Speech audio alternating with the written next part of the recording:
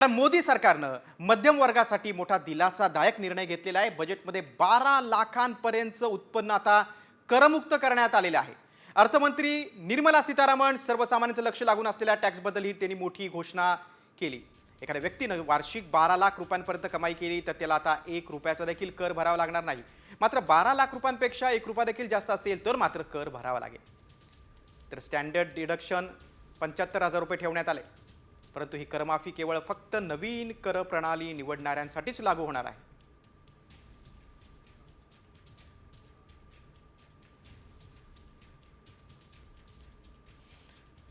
बघा, 4 लाखापर्यंत उत्पन्न असेल तर टॅक्स फ्री, 4 ते 8 लाख 5%, 8 ते 12 लाख 10%, 12 ते 16 लाख 15%, 16 ते 20 लाख 20% आणि 20 ते 24 लाख उत्पन्न असेल तर 25%। ही नवीन कर रचना आहे। आणि 12 लाखांपर्यंतचं उत्पन्न करमुक्त करण्यात आलंय। बजेटमधील आपण 10 मोठ्या घोषणा पाहतोय। 5 लाख एससी एसटी महिलांना उद्योगांसाठी 2 कोटीपर्यंतचं कर्ज दिलं जाणार।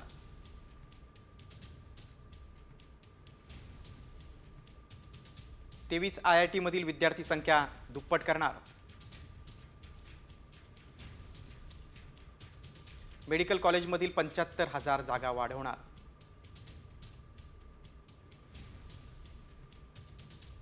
सरकारी शाळा आणि प्राथमिक आरोग्य केंद्र ब्रॉडबँडने जोडणार।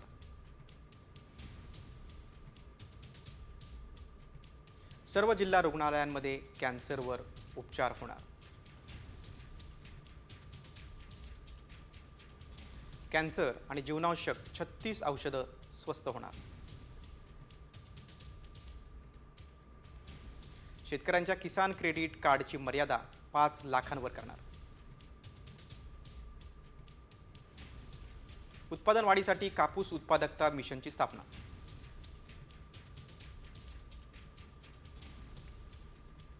ज्येष्ठ नागरिकांसाठीची TDSची मर्यादा आता 50,000वरून 1 लाख रुपये करण्यात आली। मग करात सूटमुळे आता किती फायदा होणार आहे ते पाहूया आपण। बघा, 12 ते 16 लाख 50,000, 16 ते 20 लाख 90,000 आणि 20 ते 24 लाख 1,10,000।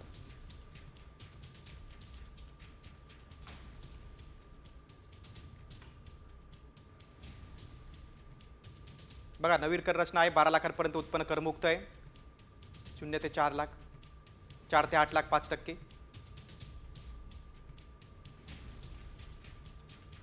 8 ते 12 लाख 10%,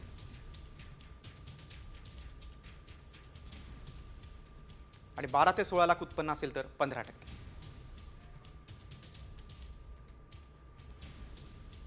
आणि 16 ते 20 लाख उत्पन्न असेल तर 20%।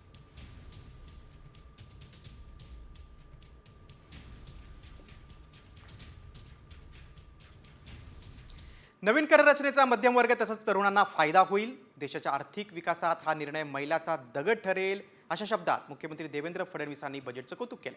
तर माजी मुख्यमंत्री पृथ्वीराज चव्हाणांनी बजेटवर टीका केली। मुख्यमंत्र्यांनी बजेटचं कौतुक केलेलं आहे, मात्र विरोधकांनी हल्लाबोल केलेला आहे। आर्थिक विकासात मैलाचा दगड ठरेल असं कौतुक फडणवीसांनी केलं आहे।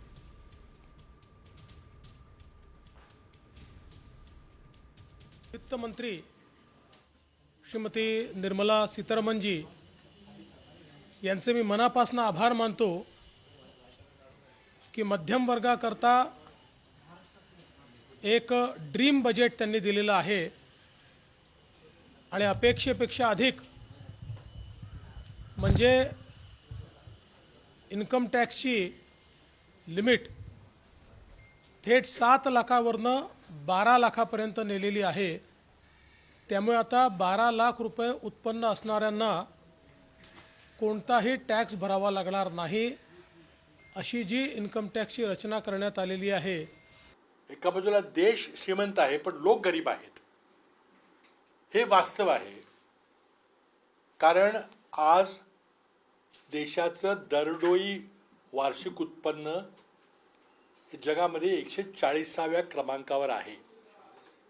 देश समृद्ध झाला म्हणजे 2-4 उद्योगपती श्रीमंत झाले म्हणजे देश समृद्ध होतो का? सर्वसामान्य माणसांचं वार्षिक उत्पन्न, सरासरी वार्षिक उत्पन्न वाढलं पाहिजे। याबद्दल कुठलीही स्पष्टता नाही आहे.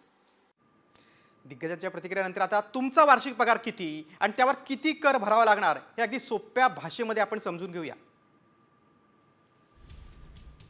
12 ते 16 लाख उत्पन्न असेल तर 15% कर, 13 लाख पगार असेल तर 75,000 कर, 14 लाख पगार असेल तर 90,000 कर तुम्हाला भरावा लागेल,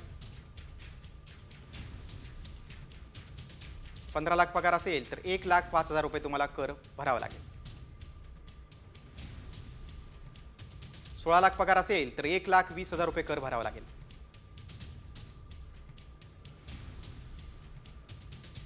आणि 17 लाख तुम्हाला वार्षिक पगार असेल तर 1,40,000 रुपयांचा कर तुम्हाला भरावा लागेल, 18 लाख पगार असेल तर 1,60,000 रुपयांचा कर भरावा लागेल, 19 लाख पगार असेल तर 1,80,000 रुपयांचा कर तुम्हाला द्यावा लागेल, 20 लाख पगार असेल तर तब्बल 2 लाख टॅक्स तुमचा कट होईल, 21 लाख पगार असेल तर 2,25,000 रुपये तुम्हाला कर म्हणून द्यावे लागतील,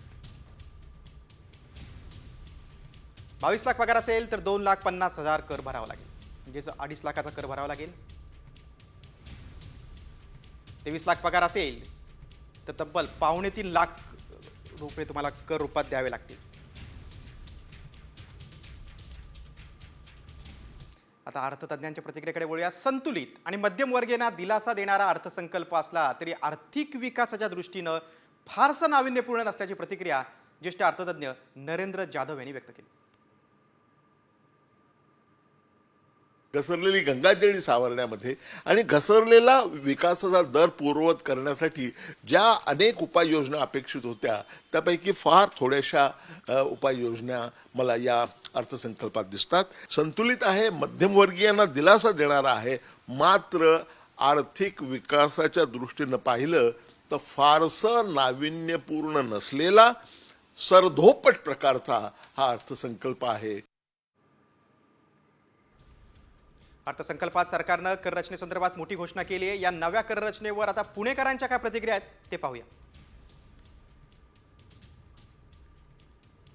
पर्यंत सर्वसामान्य जे मुलं आहेत जॉब करणारे तर त्यांना टॅक्स वगैरे भरणं थोडं कठीण जातं. बाकीच्या पण गोष्टी असतात करण्यासारख्या, तर नक्की चांगली गोष्ट आहे. स्वागत करतात, मनापासून स्वागत करतात आम्ही. 12 लाखापर्यंत आता जो सामान्य माणसासाठी दिलासा दाखवला आहे तो एक स्तुत्य उपक्रम असल्यागत आहे, कारण त्यामुळे लोकांना दिलासा मिळेल. त्याचं मी कौतुक करतो, समाधान व्यक्त करतो. खरं म्हणजे मध्यमवर्गीयासाठी खूपच म्हणजे चांगलं आहे आणि खरंच त्याचं स्वागत करावं लागेल या निर्णयाचं. ही जे घोषणा आहे हे कागदपत्री शिवाय दुसरी कुठलीही घोषणा नाही. आज जे आपण मोठे मोठे घोषणा करतो पण अंमलबजावणी केल्या जात नाही. अशा घोषणा आपण देण्याच्या अगोदर सर्वसाधारण व्यक्तींसाठी, महिलांसाठी, जे रस्त्यावर बसतात, कष्ट करतात, गठाई कामगार असू द्या का इतर मजूरदार असू द्या, यांच्यासाठी आपण स्थानिक घोषणा करावं. आता पाहूया बजेटमध्ये ज्येष्ठांसाठी काय आहे. तर मोदी सरकारच्या बजेटमध्ये ज्येष्ठ नागरिकांसाठी मोठी घोषणा करण्यात आलेली आहे.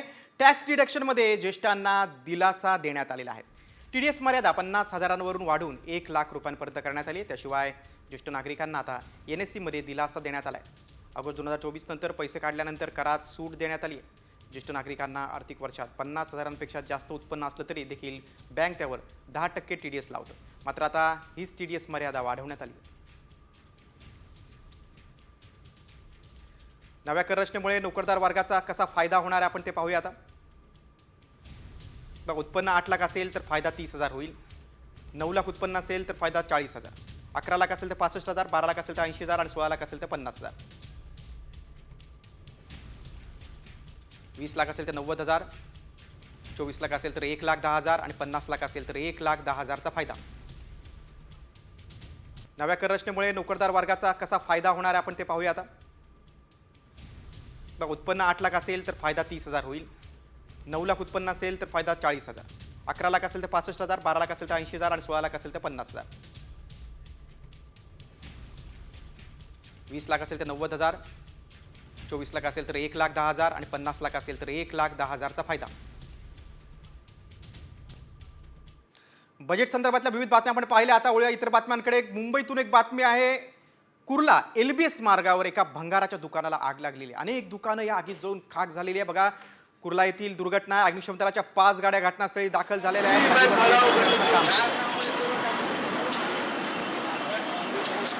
आता कुर्ला भागात आग लागल्याची गेल्या 15 दिवसातली ही दुसरी मोठी घटना आहे आणि LBS मार्गावरच यापूर्वी देखील आग लागली होती. आपण अधिक माहिती घेऊ. आमचे प्रतिनिधी सचिन गड आपल्यासोबत आहेत. सचिन, आग किती मोठी आहे आणि आग विझवण्याचा प्रयत्न सुरूच आहे, अधिक काय माहिती? पुन्हा एकदा कुर्ल्याच्या LBS रोडवरती भंगाराच्या काही दुकानांनी भेट घेतलेला आहे. आपण व्हिज्युअलमध्ये बघू शकतो कशा प्रकारे अनेक दुकानं या आगीच्या भक्षस्थानी पडलेली आहेत. अनेक दुकानांचं नुकसान आतापर्यंत या आगीत झालेलं आहे. अग्निशमन दलाचे जवान सध्या घटनास्थळी दाखल झालेले आहेत. 5 फायर इंजिन आणि 5 फायर टँकरच्या मदतीने सध्या आगीवरती ताबा मिळवण्याचे शर्थीचे प्रयत्न सध्या सुरू आहेत. सचिन, LBS म्हणजे आता गर्दीचा मार्ग आहे. कुर्ला वेस्टच्या ठिकाणी ही दुर्घटना घडलेली आहे. हो, नक्कीच. कुर्ला LBS रोड अतिशय वर्दळीचा मार्ग आहे आणि आपण बघतोय की आग लागल्यामुळे तिकडे वाहतूक कोंडी देखील झालेली आहे. जवळपास 5 फायर इंजिन आणि 5 फायर टँकर हे सध्या घटनास्थळी दाखल झालेले आहेत. भंगाराची दुकानं आहेत आणि अनेक दुकानं आतापर्यंत या आगीच्या भक्षस्थानी पडलेली आहेत. लाखोंचं नुकसान झालेलं आहे आणि आगीवरती ताबा मिळवण्याचे प्रयत्न निश्चितच सुरू आहेत. मात्र जे काही वर्दळ सध्या गर्दीची स्थिती आहे आणि म्हणून वाहतूक कोंडी देखील मोठ्या प्रमाणात इथे झालेली आहे. अगदी बरोबर. आणि आता संध्याकाळची वेळ तर आहेच, मात्र जिथं घटना घडली आहे तिथून नागरी वस्ती पण अगदी जवळच आहे. त्यामुळे आता जवानांना शर्थीचे प्रयत्न करावे लागतील. त्याबद्दल काय सांगशील? हो, नक्कीच. आपण बघितलं तर संपूर्ण परिसर जो आहे तो गर्दीचा परिसर आहे. रहिवासी परिसर देखील आहे आणि त्यासोबतच फायर जे अतिशय स्क्रॅपची गोडाऊन देखील आहेत आणि मोठे आग जी आहे त्या आगीमुळे नुकसान जे आहे ते अतोनात झालेलं आहे आणि आग रहिवासी परिसरात पसरू नये याची देखील आता फायर ब्रिगेडकडून त्याची काळजी घेतली जाते. सचिन, तुम्ही सविस्तर माहिती दिली त्याबद्दल धन्यवाद. आपण बघतोय कुर्ल्याच्या LBS मार्गावरील काही भंगाराच्या दुकानांना आग लागलेली आहे. बघा, तुम्ही एक्सक्लुझिव्ह दृश्य बघताय. आगीवर नियंत्रण मिळवण्याचे अगदी शर्थीच्या जवानांचे प्रयत्न सुरू आहेत. 5 ते 6 गाड्या अग्निशमन दलाच्या तिथे दाखल झालेल्या आहेत. जिथं दुर्घटना घडलेली आहे तिथून नागरी वस्ती देखील अगदी जवळच आहे. त्यामुळे आता आग आटोक्यात आणण्याचे अगदी शर्थीचे प्रयत्न सुरू आहेत.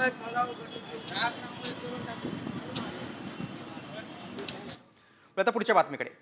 बातमी आता पंकजा मुंडेंच्या वक्तव्याकडे वळूया. नामदेव शास्त्रींनी संकट काळात पंकजा मुंडेंसाठी गडाचे दरवाजे बंद केल्याचं वक्तव्य काल मनसेचे नेते प्रकाश महाजन यांनी केलं होतं आणि याच वक्तव्यावर मंत्री पंकजा मुंडेंनी प्रतिक्रिया दिलेली आहे. महाजन दुसऱ्या पक्षाचे नेते आहेत, त्यावर व्यक्त होणार नाही अशी प्रतिक्रिया पंकजा मुंडेंनी दिली आहे.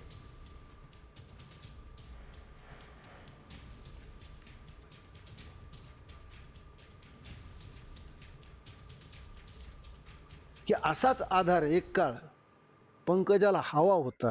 नुकतंच कर्तबगार वडिलाचं निधन झालं होतं. राजकारणात खूप तिला स्पर्धा होती. त्यावेळेस तिने गडाकडं मोठ्या आधाराने पाहिलं.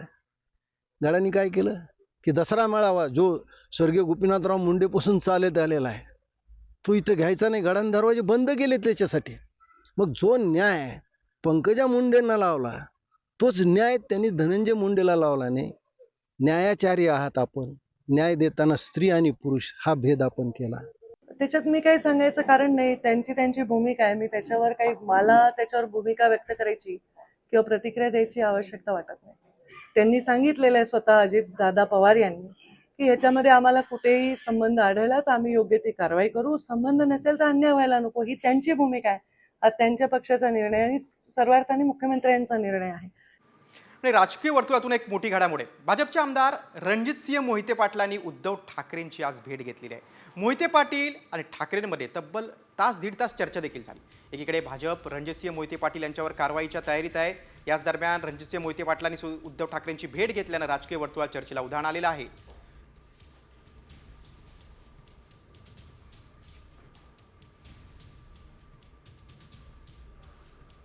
पुढची बातमी आहे एका अनोख्या आंदोलनाची. पाणी प्रश्नावरून संभाजीनगरचे सरपंच मंगेश साबळे आक्रमक झाले. छत्रपती संभाजीनगरच्या जिल्हा परिषदेचे मुख्य कार्यकारी अधिकारी विकास मीना यांच्या कार्यालयावर साडी नेसून महिलेच्या वेशात त्यांनी आंदोलन केलं. अंगावर साडी आणि डोक्यावर हंडा घेऊन आंदोलन केल्यानं मंगेश साबळेंच्या आंदोलनाची सर्वत्र चर्चा होते. साबळे हे फुलंब्री तालुक्यातील गेवराई पायगा गावचे सरपंच आहेत. त्यांनी याआधी देखील अशी अनोखी आंदोलनं केलेली आहेत. मात्र आता साडी नेसून आंदोलन केल्यानं त्याची चर्चा होते. 2021 मध्ये चालू झालेलं आहे. जलजीवन मिशनचं काम 4 वर्ष झाले अजून पूर्ण झालेलं नाही. माझ्या गावातील महिला आहेत, त्यांना 2-2 किलोमीटर पाणी डोक्यावर आणावं लागतं, प्यायला पाणी नाही. सुरुवातीला शुद्ध पाणी नव्हतं म्हणून आडात बसून आंदोलन केलं. त्या महिलांनी मला मतदान दिलं आणि मी सरपंच झालो. आणि आज 2 वर्ष जवळपास होतोय. जलजीवन मिशनचं काम या ठिकाणी 2020-21 मध्ये चालू झालेलं आहे. जलजीवन मिशनचं काम 4 वर्ष झाले अजून पूर्ण झालेलं नाही. सरपंच मंगेश साबळे यांच्या आंदोलनाची आता दखल घेतली जाणार का, हा खरा प्रश्न आहे. पुढची बातमी आता कोल्हापूरमधून. समरजित घाडगेंनी कागलमधील शासकीय जमिनी बेकायदेशीररित्या बळकावल्यात असा आरोप मंत्री हसन मुश्रीफ यांनी केलाय. शहरातील शाहू हॉलसह जनावरांचा दवाखाना आणि जुन्या तहसीलदार कार्यालयाची जागा समरजित घाडगे यांनी नावावर केल्याचा दावा मुश्रीफ यांनी केला. तर हा जो शाहू हॉल आहे हा कागल नगरपालिकेच्या नावावर आहे. त्यांच्या नावावर झालाच कसा?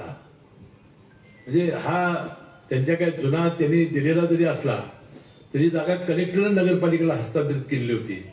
आपण तिथं हॉल बांधलेला होता. ही तर नावावर करताना लाज कशी वाटली नाही? नंतर पुढं जे जनावरांचा दवाखाना आहे तो जिल्हा परिषद नावावर आहे, तो यांच्या नावावर झाला.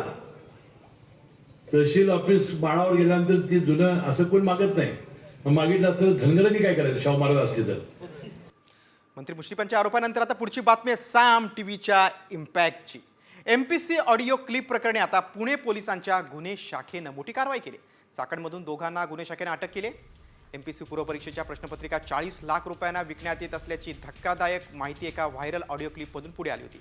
एका एजंटच्या संवादाची ऑडिओ क्लिप साम टीव्हीच्या हाती लागली होती. या एजंटनं किशोर बाळासाहेब जाधव या विद्यार्थ्याला फोन केला होता आणि MPCची प्रश्नपत्रिका हवी असल्यास 40 लाख रुपयांची मागणी केली होती. त्यानंतर आता पोलिसांनी कारवाई केली.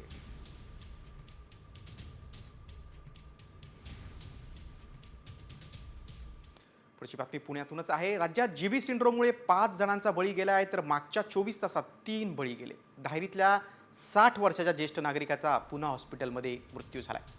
पिंपरी चिंचवडमधल्या पिंपळेगुरूमध्ये राहणाऱ्या 36 वर्षाच्या तरुणाचा आणि नांदेड गावातील 65 वर्षीय नागरिकाचा ससून रुग्णालयात मृत्यू झाला. पुण्यात शुक्रवारी जीबीएचच्या आणखी 10 रुग्णांची भर पडली. एकूण रुग्णसंख्या आता 140 वर जाऊन पोहोचली. तसंच 25 रुग्णांवर यशस्वी उपचार झाले, त्यांना घरी सोडण्यात आले.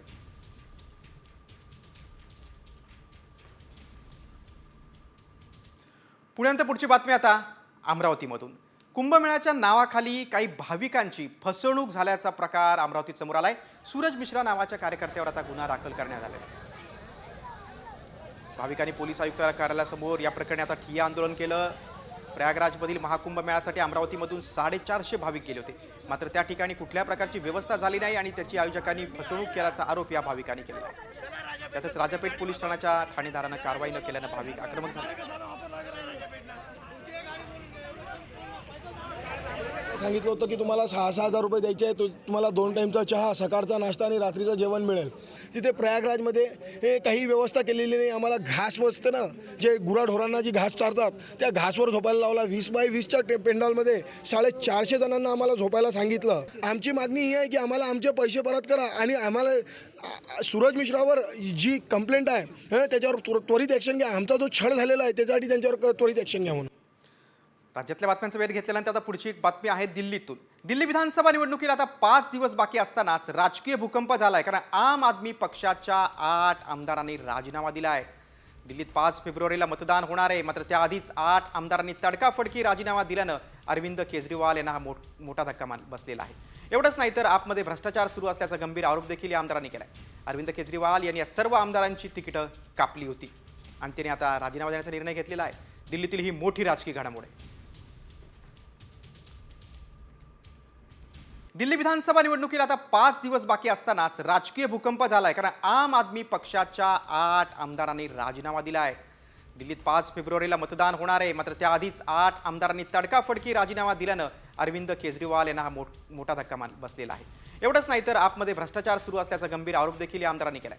अरविंद केजरीवाल यांनी या सर्व आमदारांची तिकीटं कापली होती आणि त्यांनी आता राजीनामा देण्याचा निर्णय घेतलेला आहे. दिल्लीतील ही मोठी राजकीय घडामोड आहे.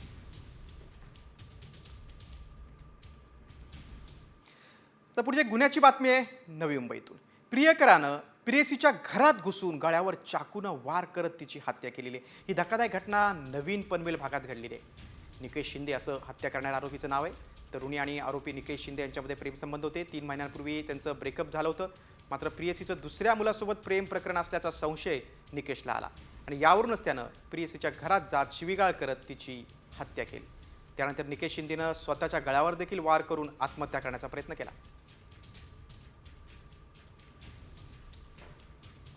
प्रियकरानं प्रेयसीच्या घरात घुसून गळ्यावर चाकूनं वार करत तिची हत्या केलेली आहे. ही धक्कादायक घटना नवीन पनवेल भागात घडलेली आहे. निकेश शिंदे असं हत्या करणाऱ्या आरोपीचं नाव आहे. तरुणी आणि आरोपी निकेश शिंदे यांच्यामध्ये प्रेमसंबंध होते. 3 महिन्यांपूर्वी त्यांचं ब्रेकअप झालं होतं. मात्र प्रियसीचं दुसऱ्या मुलासोबत प्रेम प्रकरण असल्याचा संशय निकेशला आला आणि यावरूनच त्यानं प्रियसीच्या घरात जात शिवीगाळ करत तिची हत्या केली. त्यानंतर निकेश शिंदेनं स्वतःच्या गळ्यावर देखील वार करून आत्महत्या करण्याचा प्रयत्न केला.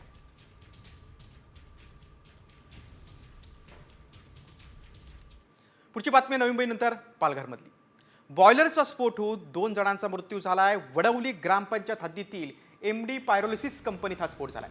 5 जखमींपैकी 2घांचा उपचारादरम्यान मृत्यू झाला आणि दोन्ही मृत लहान मुलं आहेत. या कंपनीमध्ये जुने टायर जाळून त्यापासून ऑइल तारा काढून त्यांची विक्री केली जात होती. या स्फोटाला कंपनी मालक आणि प्रशासन जबाबदार असल्याचा आरोप आता स्थानिकांनी केलेला आहे. बॉयलरचा स्फोट होऊन 2 जणांचा मृत्यू झालाय. वडवली ग्रामपंचायत हद्दीतील MD पायरोलिसिस कंपनीत हा स्फोट झालाय. 5 जखमींपैकी 2घांचा उपचारादरम्यान मृत्यू झाला आणि दोन्ही मृत लहान मुलं आहेत.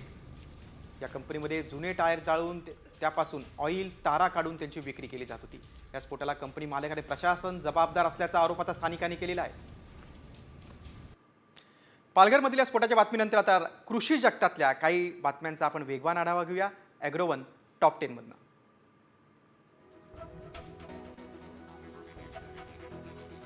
नाशिकच्या येवला तालुक्यातील मुखेड येथील शेतकऱ्यांच्या संपूर्ण कांदा पिकाचं नुकसान झालंय. अनु प्रोडक्ट लिमिटेड कंपनीच्या निराला तणनाशकाची फवारणी केली असता 15 हेक्टरवरील कांदा पिकाचं नुकसान झालंय. त्यामुळे पंचनामे करून कंपनीनं नुकसान भरपाई द्यावी अशी मागणी शेतकऱ्यांनी केली.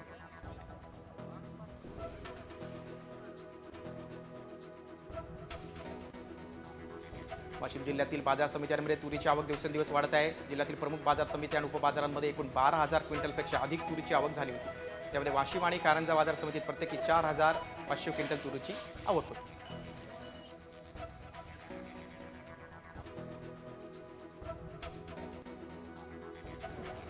वाशिम जिल्ह्यातील रिसोड बाजार समितीच्या तुलनेत वाशिम बाजार समितीमध्ये हळदीला दर कमी मिळतोय. त्यामुळे शेतकऱ्यांनी बाजार समितीकडे आता पाठ फिरवली.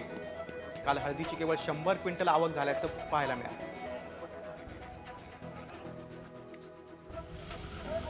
खाजगीमध्ये कापसाला हमी भावापेक्षा कमी भाव मिळत असल्यानं नाईलाजास्तव कापूस उत्पादक शेतकऱ्यांनी आपला मोर्चा आता CCCIच्या केंद्राकडे वळवला आहे. त्यामुळे कापूस विक्रीसाठी CCCIच्या खरेदी केंद्रावर प्रचंड गर्दी झाल्यानं रात्री उशिरापर्यंत कापूस खरेदी सुरू असल्याचं पाहायला मिळालं.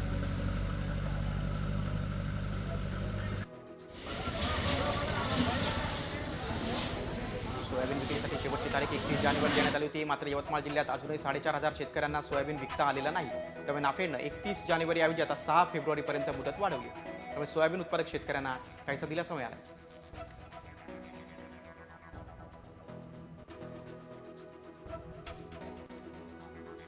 नंदुरबार जिल्ह्यात सूर्यफुलाला योग्य भाव मिळत नसल्यानं पेरणी क्षेत्रात मोठी घट झाली आहे. गेल्या खरीप हंगामात 9 हेक्टर क्षेत्रावरच सूर्यफूलची पेरणी झाली होती. मात्र सूर्यफुलाला मिळणाऱ्या अल्पदरामुळे शेतकऱ्यांकडून उत्पन्न हे घेतलं जात नाही.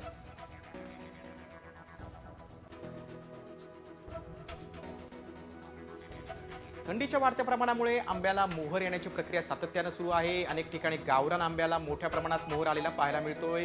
फळांची गळती थांबावी आणि मोहरचं संरक्षण व्हावं यासाठी आता औषधांची फवारणीची लगबग शेतकरी वर्गाकडून सुरू आहे.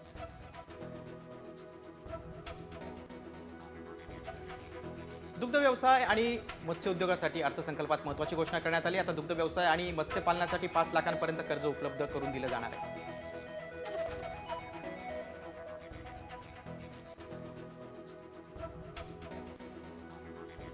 देशाला कडधान्य उत्पादनात आत्मनिर्भर करण्यासाठी प्रयत्न केला जाणार आहे. त्यासाठी अर्थसंकल्पात 1,000 कोटी रुपयांची तरतूद करण्यात आली. त्यासाठी पुढील 6 वर्ष कडधान्य मिशन राबवलं जाणार आहे. प्रामुख्याने तूर, उडीद आणि मसूरची शेतकऱ्यांकडून पुढील 4 वर्ष खरेदी केली जाणार आहे.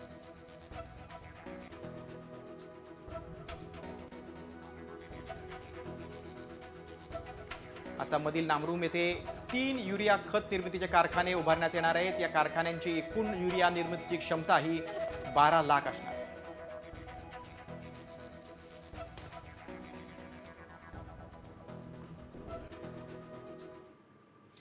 ॲग्राउंड टॉप 10 नंतर आता लाडकी बहीण योजनेसंदर्भातील एक महत्त्वाची बातमी. लाडकी बहीण योजनेचा लाभ घेणाऱ्या महिलांसाठी ही महत्त्वाची बातमी. जर तुम्ही लाडकी योजनेत नियमबाह्य लाभ घेत असाल तर तुमच्यावर थेट गुन्हे दाखल होणार आहेत. कोणत्या मंत्र्यांनी हा इशारा दिलाय आणि किती लाडक्या बहिणींचे अर्ज बाद केलेत त्यावरचा हा विशेष रिपोर्ट. बोगस लाडकींवर गुन्हे दाखल होणार?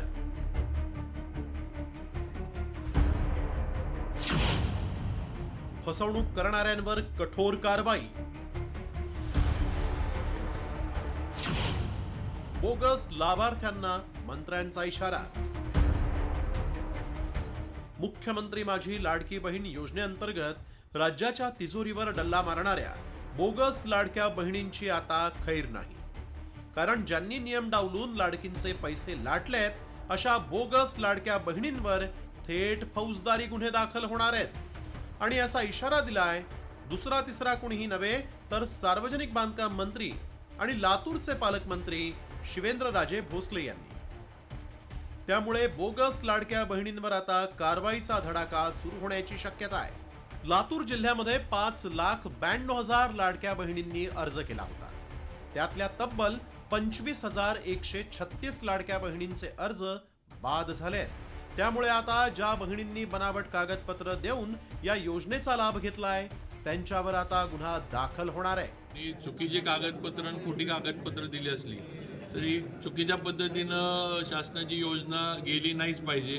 त्यामुळे 100% ती जी असतील ती रद्द होतील अशा पद्धतीनं जर आलं असेल आणि त्यांच्यावर गुन्हे पण दाखल होतील. अशाच बोगस लाडक्या बहिणींवर यापूर्वी गुन्हे दाखल करण्यात आल्याचं महिला आणि बालविकास मंत्री अदिती तटकरेंनी सांगितलंय. तसंच फसवणूक करणाऱ्यांवर यापुढे कठोर कारवाईचा इशाराही त्यांनी दिलाय. नेमकं त्या काय म्हणाल्या पाहूया. मुख्यमंत्री लाडकी बहीण योजनेअंतर्गत बनावट लाभार्थ्यांची नोंदणी करण्याचा गैरप्रकार अंगणवाडी सेविकांच्या सजगतेमुळे अर्ज पडताळणीच्या वेळी सप्टेंबर महिन्यातच निदर्शनास आलाय. याबाबत 4 ऑक्टोबर रोजी पोलिसात रीतसर गुन्हा दाखल करण्यात आलाय. महिला आणि बाल विकास विभाग अर्जदारांच्या छाननीबाबत अत्यंत सजग असून कोणत्याही प्रकारची फसवणूक करणाऱ्यांवर कठोर कारवाई करण्यात येणार आहे. राज्यात तब्बल 30 लाख लाडक्या बहिणी नियमबाह्य असल्याचं सांगितलं जात आहे. काही परराज्यातल्या महिलांनीही पैसे लाटल्याच्या रॅकेटचा पर्दाफाश झालाय. लाडकी बहीण योजनेमुळे राज्याच्या तिजोरीवर मोठा ताण आला. त्यामुळे सरकारनं या योजनेतल्या बोगस लाभार्थ्यांना शोधण्यासाठी यंत्रणा कामाला लावली आहे. त्यामुळे बहिणींनो, तुम्ही नियमात बसत नसाल तर या योजनेचा स्वतःहून लाभ सोडा, अन्यथा तुमच्यावरही गुन्हा दाखल झाल्याशिवाय राहणार नाही.